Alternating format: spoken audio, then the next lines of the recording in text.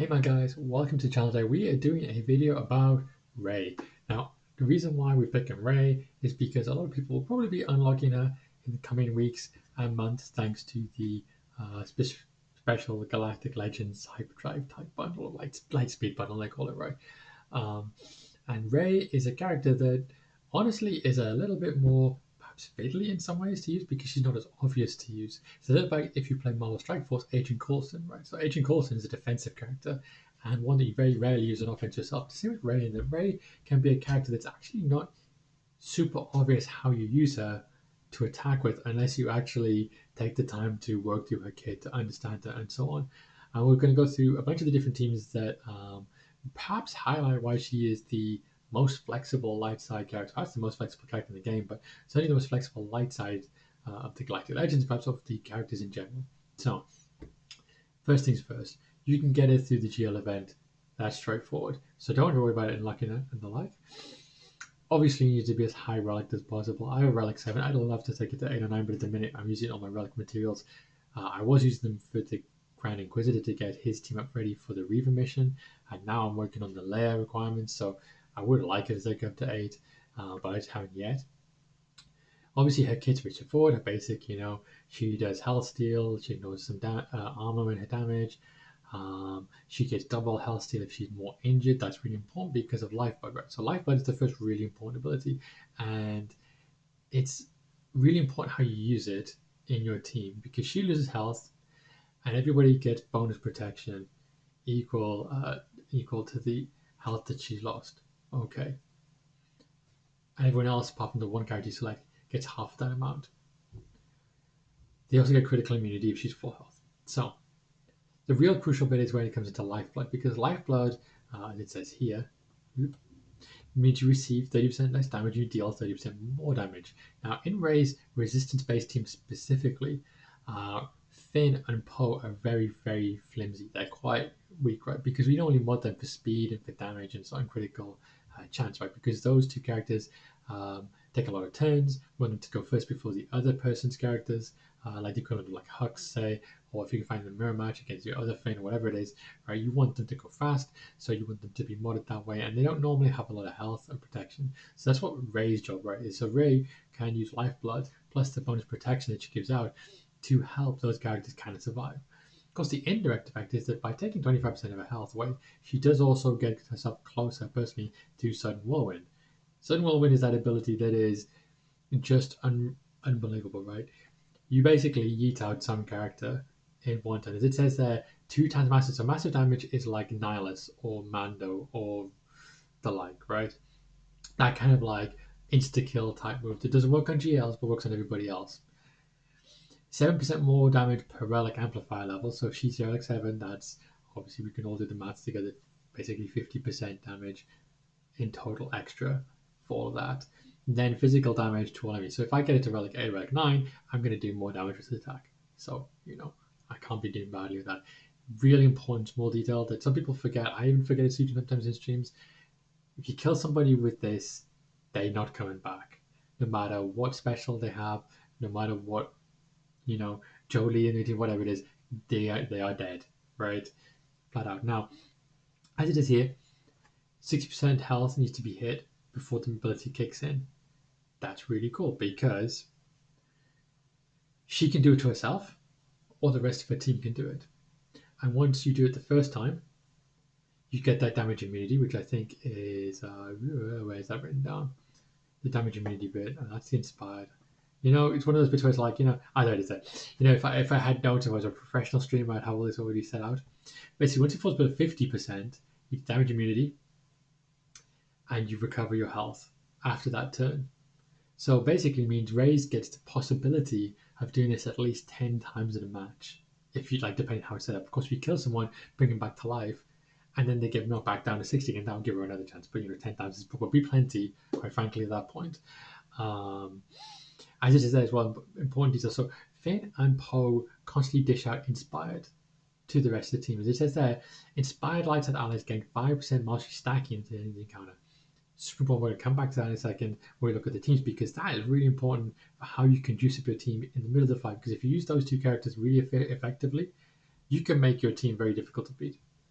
Now, what mods do you use on her? The prevailing thought, which is about, I mean, I did some checks just 2 minutes ago. I did check one thing at least beforehand. About 50-60% of all the people who play, they use offense and health mods like that. You want Rey to be thick. You want Rey to take huge amounts of punishment, but you also want her to hit real hard, right? Because when she's doing Stone Whirlwind, when she's doing her basic with her healthy, you want to be hitting like the absolute train that she can be. So if you mix the two health and that together, which is nice, you have lots of speed secondaries and so on. But really, if you're doing those two together, that will make your Rey the best possible way. Now I don't know actually. Let me just check. I actually don't know how thick my Rey is. Okay, so mine is almost 200,000 health, right? Or 200,000 plus. Now remember, this doesn't take into account the mastery, sorry, the lead abilities that kicks in actually when the match comes in. So she will be thicker than that in the actual match, and likewise, it doesn't kick in if you have data crunch and all that other, all that other stuff that goes into these things. But obviously, if I make her relegate, this is going to go through the roof, right? So I probably should at some point. Mine's a little slow. I mean, I think 540 maybe, but a bit better 550. Mine's not the fastest Rey in the world. That's probably the biggest drawback to my specific Rey. Each of yours, of course, you can make it as fast as you want, because mine should be a little faster. But she's a smidgen short of 10,000 damage. I mixed in with 200,000 total health protection. She is thick, and she hits hard. Perfect, right? Her ultimate's great. Heir to the Empire. Heir to the Empire? Heir to the Jedi. Wow, Heir to the Empire. That is a completely different TV series. Right. Can't hurt her team when she has it. 30% less speed. Of course, if you want to, you can manipulate her speed, right? Now, this is more like a really niche tactic, right? You can make her really slow and then manipulate this. Because if she's really slow and then you make her even slower, then you can make it so that you can just kill the other team, right? Whilst your team is immune to damage while she's doing this, essentially. Because remember, Finn has a turn meter swap mechanic. So even though she's slow, Finn can actually switch it to her as needed very quickly. And as it says, deals true damage, ignores defense. That if you have high offense, that's a lot of damage, obviously. Also, charges very easily, right? Because basically, every time someone takes a turn, she charges, right? So you can do the maths really quickly. But if you're using a team that takes a lot of turns, she's going to charge real quick. Now, all of that is really cool about it, but I'm sure you're going, well, man, I could have worked all that out myself. What's cool about it, though, is the squads, right? And I actually took a little time to go through and write some of them down. As I said, Rey is one of the more flexible characters. I haven't done the Scoundrel team. She does work well with Scoundrels. So, with Dash Rendar, with L337, she works well with IG88. She can work well with Jawas. I mean, that was a classic tactic for the Challenge Rancor raid, right? To use Jawas as part of that. But I'm just going to go more like focused onto what she's useful for with her characters that you get as part of the Lightspeed bundle / her event, but also what is she useful for like truly in Grand Arena if you can use her on attack, right? Because on defense, you can chuck her with the resistance like this, and it's fine. I'm sure many of you don't have Ben Solo if you've just got the kit to buy her relatively quickly, because Ben Solo, of course, being a Conquest character, much slower to get hold of. So you probably want to start off with Rey BB-8, Finn Poe. Why this team? These two are kind of essential, right? 10 meter swap and giving out Inspired. Inspired gives you Mastery. Mastery makes you better. Wonderful. BB-8, because BB-8 has that wonderful. I did a video about him a few weeks ago, a month or two ago, that he has this whole mechanic about 10 meter, right? Where BB-8's active, then he gives out 10 meter, he evades, he heals, droid specific, but he heals himself, right? And then he has Limit of Destiny, which gives you a whole bunch of buffs. Of course, if you imagine Rey hitting people with some of this stuff, that's always really good.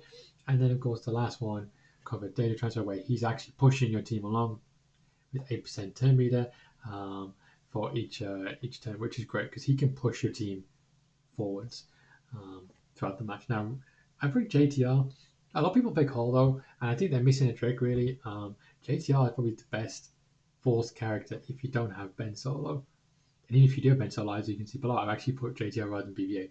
Why is that, right? Well, it's all about mastery stats because, quite frankly, JTR's mastery stats are a little different to some of the other characters, right? So you always have health protection stuff. That's fine. Then she has some physical stuff. But when it starts coming to it, is here with dodge, right? and then down here is deflection chance. She has the ability to evade attacks in her mastery, right? So she has a base stat already. We can look it up in a second if I remember to. But she gets dodge chance of 15 extra percent from her current mastery. Now, as I just said, every time Inspired kicks in, you get a mastery bonus of X percent. That means if you get that bonus, say, I don't know, 10 times, which is very easy to do because Finn gives you 3 Inspired straight up every time he does his middle ability. If you are getting Inspired dished out like that, she's going to be almost impossible to hit by about 2 minutes into the fight, which means that even if your opponent kills Finn, kills Poe, kills Rey herself, kills BB-8, kills Ben Solo, kills whoever else it is, if you have Rey Jedi training in there, you actually can't kill her very easily, and she can time your fights out really easy. She actually stops Starkiller dead if the person attacking you doesn't know what they're doing. And it's because of these two bits here just being juiced up throughout the fight by Rey, which is really, really funny to watch. So I would always recommend JTR over the other ones, personally. But, as I said, I put Ben Solo in because Ben Solo, of course, we all know, has the mechanic where they have the Force Dyad, which means you can't kill him, can't kill her, yada yada. And he's got some other really nice abilities, which actually work really well as part of the team. He does look like he's sweating a little bit across there, but whatever. I guess that's the design they've got going on for him. I personally like to remove BB-8 because it means JTR, even if they kill the rest of my characters, JTR can hang around and frustrate people and time them out. And in GAC, one timeout, forcing them to clean up, losing 20 points, could be worth the whole fight, right? Rey is flexible, very flexible. She can beat Kenobi, right? Stick with Jedi, very easy. Real small like AI thing. Basically, Commander Ahsoka Tano, because presumably if it's Kenobi, Cat is part of the team. Is hard wired basically to attack Yoda. Don't know why, just is. Or Jedi Revan. Don't know why, just part of the kit. Jodie will instantaneously revive, just like that. She beats C Solo. You can put in What Temple if you want, but honestly, to me, I don't think you need What Temple because I think Rey works better without. Because when you have What Temple, then he can do linked, which means he can charge his ultimate. I think it works better actually without what you can beat JML again quite easily. Instead, you put a tank in, so you put in Kenobi. I mean, if you put whatever tank you like in, really, quite frankly, it doesn't have to be a Jedi. Put in any light side tank, and it should work. I pick Kenobi because he's one of my biggest tanks. But again, very straightforward. You can use Jedi Revan to avoid the taunt of Jedi Master Luke. You can take out Jedi Knight Luke first, and then it's quite straightforward after that, to take out the rest of the team. Grandmaster is spreading foresight, Jedi Revan switching turns, and of course Rey can keep thickening up Kenobi every time she does Lifeblood, and Kenobi's constantly taunted because Wat Tambor can put that on him if you want to tank tech. And then in 3v3, I usually put Rey with Hermit Yoda and Ben Solo. Why do I put it in those three?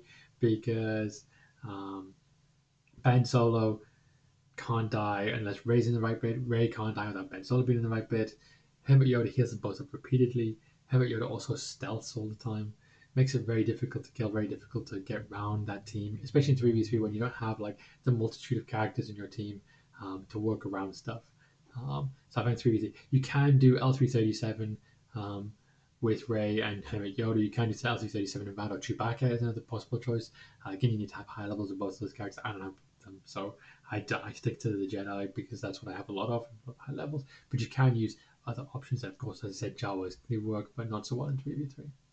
But that's just like a little insight into Rey, how you use her, and how you can manipulate a kit.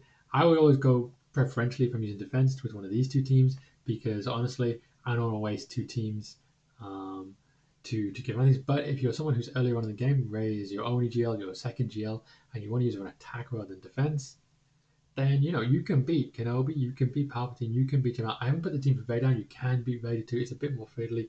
You have to use Padme, Ahsoka, Commander Ahsoka Tano helps the best to do that one. But if you haven't got it, it's very hard to do.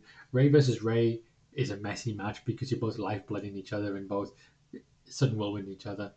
Very painful. and she can be Kylo Ren, but again, it's a little painful because Kylo and Rey are kind of like, similar-ish levels of abilities and strengths. So you're gonna lose characters on both teams no matter who wins that one. Hopefully that helps out though, and good luck with everyone who's getting Rey in the near future. Good luck using her and enjoy it because she's a really fun character to attack with as much as to defend with. Um, and I'll see you guys all next time.